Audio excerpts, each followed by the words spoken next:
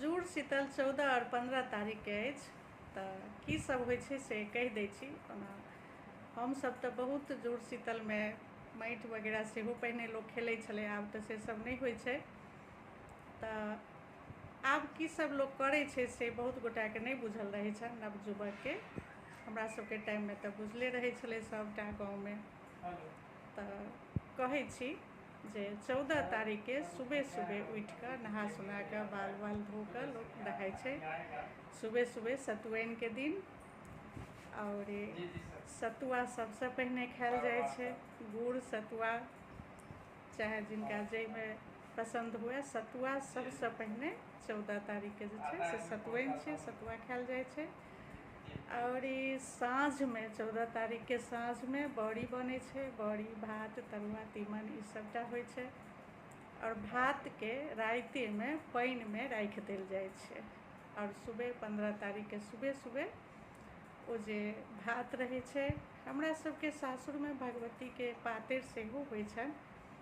बसिया भात दही ब्राह्मण सेहो खायल जाइ छै। और बड़ी भात सेमार के लत्ती ई सब जे छै से चूल्हा पर में से चढ़ै छै। चूल्हा सब जे छै ने राइते में, जेना 14 तारीख के राति में खाना पीना बनबै छियै तऽ सुंदर से चूल्हा सब धो सब कऽ साफ सुथरा कऽ कऽ लोक छोड़ि दै छै। और दोसर दिन सुबह सुबह पहिने चूल्हा के पूजा होइ छै। पूजा में बड़ी भात सेमार ई सब चढ़ायल जाइ छै, भगवती के पातरि होइ छै। और भोरे भोर पूरा परिवार में सबके ठंडा ठंडा पानि से माथा पर पानि दऽ कऽ जुड़ायल जाइ छै। जुड़े रहू जुड़े रहू जुड़े रहू 3 बेर कहि कऽ आशीर्वाद देल जाइ छै।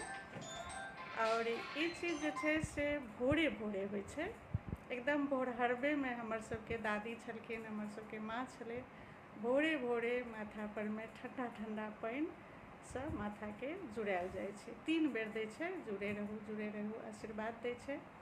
तऽ सब गोटा अपना अपना बच्चा के आशीर्वाद जरूर देब। और जुड़ शीतल में जे बाहर रहै छी सेहो ई सब चीज कऽ सकै छी। खाइए पिए वला पाबनि रहै छै, जेना 14 तारीख के साँझ में बड़ी भात सब बनतै, तरुआ तीमन सब बनतै। और 15 तारीख के सुबह सुबह भगवती के पातरि होइ छै। और खाइ पीबै वला जे छै से ओहि दिन चूल्हा पर गरम गरम तऽ नहिए बनै छै, बसिया पाबनि छियै तऽ बसिये सब चीज खायल जाइ छै।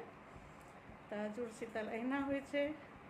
और 15 तारीख के जिनका खेलै के रहै छै माटि वगैरह, नवयुवक जे रहै छथिन, जे विवाह नया भेल रहै छनि